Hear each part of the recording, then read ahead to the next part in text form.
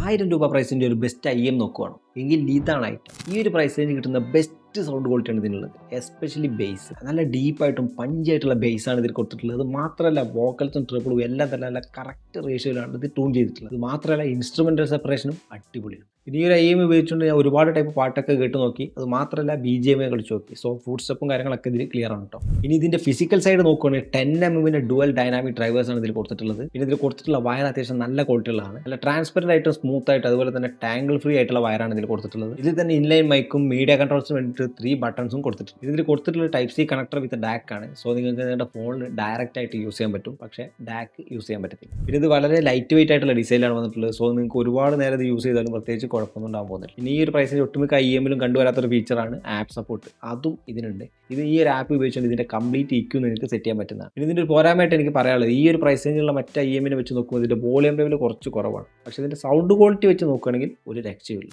So ഇതാണ് audio കലറും cassette കൂടി collab ചെയ്ത് ഇറക്കിയിട്ടുള്ള ബീസ്റ്റ് എന്ന് പറഞ്ഞിട്ടുള്ള മോഡൽ. സോ ഇതിൻ്റെ ബൈ ലിങ്ക് ഞാൻ ഡിസ്ക്രിപ്ഷനിൽ കൊടുക്കുന്നുണ്ട്. നിങ്ങൾക്ക് താല്പര്യം ഉണ്ടെങ്കിൽ ചെക്കൗട്ട് ചെയ്ത് നോക്കാം. അപ്പോൾ ബൈ.